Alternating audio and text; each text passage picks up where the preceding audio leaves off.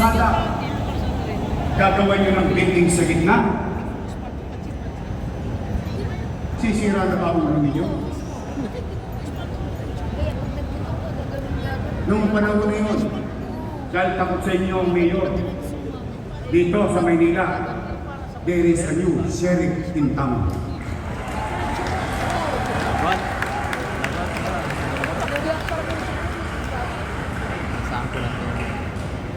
Kaya sa ating kapwa-kawan na naglilingkod sa DPWH, we want progress, we want development, but we put and utilize our resources sa mga bagay na kapatid-pakinabang sa ating kababayan na hindi nakakapamerwisyo ng kapwa at komunidad. Kaya po, muli, panawagan ko yan. Ngayon, halimbawa naman, nagkasubukan tayo. Try me. Ibalantra nyo yung truck ninyo sa kalsada. Ia-acetylene ko yan. Kasi hindi taga dito eh. Bakit? Ang taong bayan, walang lakas ng loob lumaban sa politiko. Kaya hinagpis nila sa loob nila. Parang wala ng gobyerno sa lusot ng Maynila. Kaya I hope we are very clear about this engineer unrest. No permits will be allowed without proper coordination. And mind you, Konseho ng Maynila, bakit kayo nagpapagamit ng lupain ng lungsod ng Maynila sa congressman na wala naman kayo MOU or Memorandum of Understanding? Aren't you required to do so? Tayo ang nagabantay. Taga-sumasta, taga-bili, taga-gamit, taga-pamalaga ng ari-arian ng lungsod, hindi congressman. Masyado ng abusado ang mga ilang individual. Bagay, kumisan, tama yung sinabi ng mga nagtatanda sa atin. Ang langaw, pagtumungkong sa ibabaw ng kalabaw, ang pagramdam niya, mas malaki pa siya sa langaw, sa kalabaw. And? Mayroon pa po lang walang ano, no? Sa ating mga negosasyon, Nanghang siya. Pabrigit? welcome po kayo sa Maynila. Mainit. Open governance requires confidence-building measures that will convince businesses, big and small, will invest in the city of Manila. Para pumasok sila, tatagan po natin sila ng red carpet, hindi ng red day. Higit natin gawing mas epektibo ang IBOS, Electronic Business One-Stop Shop. Let us demonstrate through deeds, not words, through actual service, not posters on the wall. But there is indeed ease of doing business in the city of Manila. Tapos na po ang kawalangyaan at pang-aabuso ng mga empleyadong o individual sa loob ng City Planning and Zoning Department simula sa araw na ito.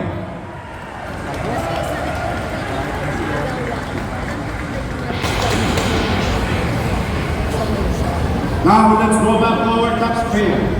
And I appeal before this chamber, this council, and I appeal to you through the leadership of our Vice Mayor, Gia Chesa. I am now submitting before you today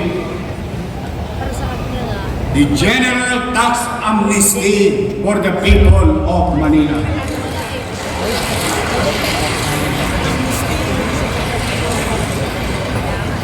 Bakit po? Ginawa po silang bakahan. Alam niyo po ba ang ibig sabihin ng bakahan?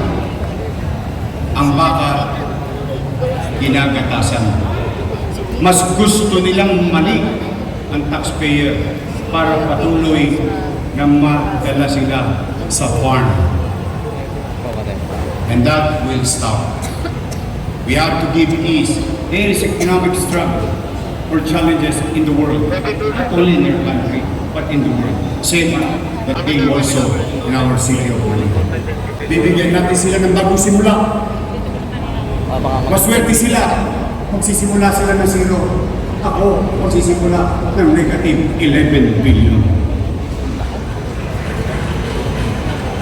Kaya, Madam Vice Mayor, I hope through your leadership, we pass this this measure to ease the experience or yung mga dinaranas ngayon ng ating mga kababayan. Tungkol naman sa basura, may 2,000 metric tons ang nahakot nating basura kahapon. Hindi mo maintindihan sila. Nandiyan ang truck, nandiyan ang DPS, may kontrata ka. At hindi may inabot yung basura. Inuna yung kayo pasisyon. Ang sasarap ng buhay, habang kami dito, inahakot namin ng basura, dapat yung inakot 3 weeks ago, 2 weeks ago. Nasaan kayo? Nasa Manila Hotel, nagla-lunch. Ang sarap ng buhay ninyo. Ito, real talk lang tayo. Wala namang siraan dito eh. Bakit? Wala namang halalan ngayon eh. Nagdesisyon ng taong bayan. 2,000 metric tons nakakot natin na basura simula kahapon ng alas 2. Salamat sa UNER. Salamat sa UNER Waste Management. Nakalibre tayo kahapon, walang bayan. Salamat sa DPS. Salamat sa MDRRMO. Salamat sa City Engineering. Salamat sa MTPP. Bagamat ilang minuto pa lang kami nagsisimula. Because, as you all know, hindi naman kami bago sa gobyerno ito. It's like riding a bicycle. Muscle memory. And same thing, I have to give credit where it's due to the Metro Manila Development Authority to help us ease the pain and suffering and threat to help of our people. 3 linggo, 4 na linggo. Wala man lang nag-privilege speech dito. Wala man lang isa sa inyo nagtaguyod ng boses ng inyong nire-representang district. But that is water under the bridge. We are about to resolve it, and I hope you will help me. Help me clean the city. Face the garbage crisis. Iiwas natin sa imminent danger ang ating mga anak, ang ating mga apo, ang ating mga lolo't lola, mga tao may sakit. At maraming salamat din sa mga barangay chairman na tumugon sa mamamayan na pinag-iusapan ko, huwag muna nilang ilabas yung basura nila hanggang hindi ko nakakalawit yung tambak na smoke mountain sa bawat kanto at abinida. At least sa District 1, you can honestly say, you can compare it to other district. Yung buong Arlen is mukha ng Manila. Ngayon po, wala na kayo halos makitang basura sa Arlen, lungsod, Manila. Kaya, again, Madam Vice Mayor, dahil dito, ipinapanukala ko sa Sangguniang Panglusod na kaagad nagpulong upang ideklara ang state of public health emergency due to imminent threat to public health caused by failure to collect garbage in the city. Ito ay isang paraan upang mapagkalooban ng inyong lingkod ng emergency power upang kaagad na mahakot mga tambak-tambak, bundok-bundok na basura mula sa napakaraming kalsada. Kahapon po, libre ang UNEM. Pero hindi po araw-araw Pasko. And we have to accept the fact that we must act. In the next few months, we will launch medium-term comprehensive development strategy to make Manila great again. Here are some conceptual themes of the comprehensive development strategy. Una, Manila City Drainage Master Plan. Layunin natin solusyonan ang problema sa baha at ayusin ang water management sa buong lungsod bilang paghahanda sa hamon ng mababagong klima at makabagong panahon. Pangalawa, Manila City Underground Cabling Project. Pangatlo, Cohesive Urban Environment for Public Spaces Project. Pangapat, Public Transport Improvement Plan. Panlima, Transit-Oriented Development. Panganim, Manila Smart City Initiative. Pangpito, Disaster Resilient Project.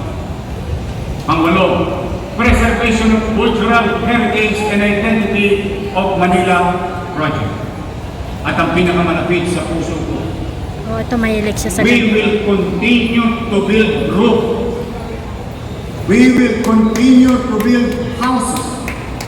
We will continue to bring back dignity to every families in the city of Manila. The in-city vertical housing program will continue. And of course, the development of our school buildings, kabilang na sa short term ng Make Manila Great Again Development Strategy ay ang mga sumusunod. Construction of 15-story pinondominium. Ito ay isang in-city vertical housing na magbibigay ng ligtas at abot tayo. Oo nga pala. Bago ko ipagpatuloy.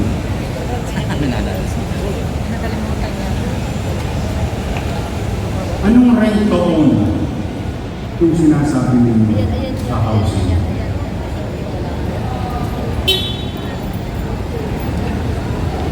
You really have no idea. Nabago na yung mga sinabi mo noon, Yorme. Of a family in the city. Are you blinded of something? Or you really don't have an idea ano ang kakayanan ng isang pamilyang mahirap na magbayad ng 10,000 at 14,000? Pangalawa, sige, maaaring alam nyo na. Maaaring kabisado nyo. May power ako. Anong rento? Hindi nyo ba naman binobola yung taong bayan? Wala naman kayong titulo sa condominium. Paano magiging rento nyo?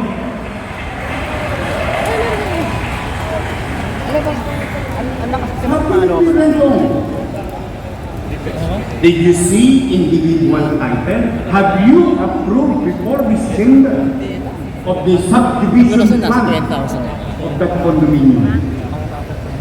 Mambubulan lang kayo, mambubudol pa kayo. Hindi po totoo yun. Bakit? Yung programa po na yun, iisa lang ang titulo, yung lupa. Because it was not designed that way. It was designed to uplift, to bring back dignity to those families living in the city of Manila who cannot afford even an apartment. Kahit mahal.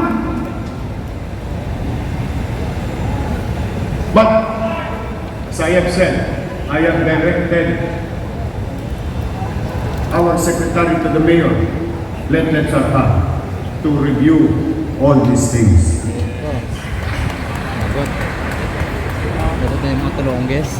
Reconstruction, and this is my dream, and I thought you will continue this because I passed this before this chamber before I left in 2022. Sa ating mga doktor, mga nurses, we produce good quality top-notch medical practitioners in the city of Manila through PLM.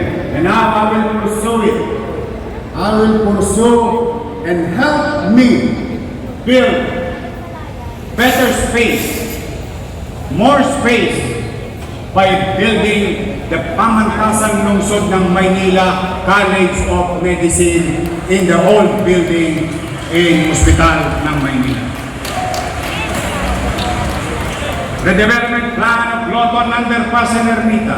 Aayusin natin ang mga lugar na ito upang makabuti ang daloy ng traffic at gawing ligtas na maayos para sa mga pedestrian. Revitalizing Plaza Azul. Tataka naman ako sa inyo. Nag-cutting ribbon kayo, nag-groundbreaking kayo, naglagay kayo ng Tapos billboard. wala namang Wala pala. namang palang pera. Lakas yung mga pambudol talaga, no? Parang Basta BBM. makahalalan lang. O tingnan nyo, nakatiwa ko. Why? Wala pala talagang pera eh. Kaya sa mga taga-Plaza Azul, Pandakan, gagawin po natin mas maluwalas yan. Pampublikong espasyo sa mga aktibidad ng ating komunidad. Last, one classroom, one smart TV program. Wow. Bawat silid-aralan sa ating lungsod, pangarap nating kapitan ng high definition, giant screen, internet-ready TV. Kung kayo managdala, mura lang po ito. Magawa ko Ah. kami Yung Smart Sponsor. TV, oh, madali lang yung number 5. It's easy to procure, mura, sarawan na, buy one take one pa. Sa panahon ng bots and bikes, bakit ang gamit pa rin natin sa pagtuturo ay blackboard na? Yan ang tanong namin. We have developed already Manila Science High School.